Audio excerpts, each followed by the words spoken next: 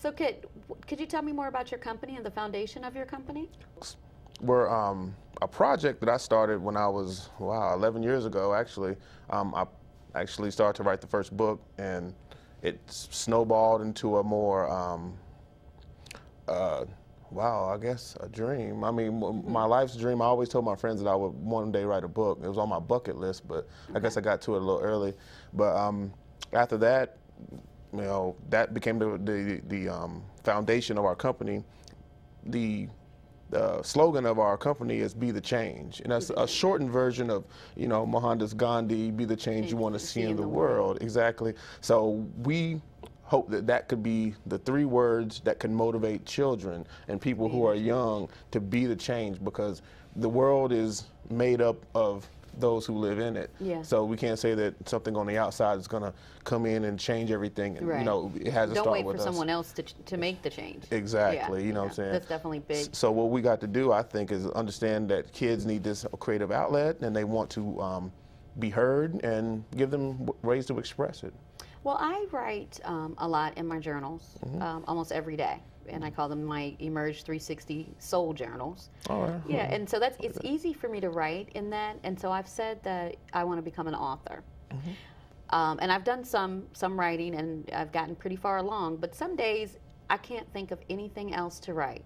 Yeah. So, I run into that writer's block, or it's not as, for me, I enjoy writing pen to paper. Yes. Versus typing. Me too. Which which the book is requiring me to sit and actually type it out, so I kind of get stuck. Yeah. So how do you think, with you wrote a 7-book series. So how was it a continuous process? You sat down, you wrote 1 book. Did you ever get stuck? And if you did, how did you overcome that? Yeah, over the years, I've been stuck several times. I totally empathize with the writing block. I mean, I went through 7 years of writing block before, where I didn't add on to anything. Okay. But then it becomes easier after the first project, because the first project is always a mountain, and the next one is a valley, and then that next mountain is a little bit easier to climb. So what I did is I realized that most of my creativity came to me at night, when my brain was slowing down, and you're about to get into that dream mode. You could write a symphony, with that kind of creativity. Because I've actually been. It's always when you're in those places where you have no pen and paper that you have your best idea. So to me, that's when I'm in bed. So I always keep a pad or a pen with me, and I write these small, fleeting thoughts down. It gets me to sleep, and then later on, I try to at least arrange those into an outline, and with those outlines, expand on them. Like, just have an idea of the plot to a book.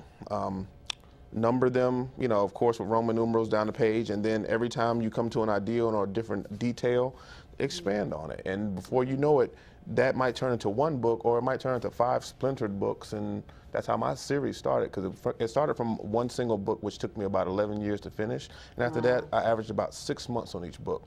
So it was stories that I didn't even know I still had in my head from being, in 1st, 2nd grade, I mean, it's really... And so it all came through with you tapping into your that remembered creativity. It's like a faucet. Like, once you turn it on, it keeps flowing. It keeps flowing. Yeah, that's why a lot of that's what I've heard. I heard that a lot of artists are tortured by them not being able to have enough talent to get everything out. That's what Hemingway's problem was. Why he wrote so well, but he had so much in his head that it caused him to be depressed. And a lot of people say that artists' best work is done under duress, but I try to gain equal inspiration from the good.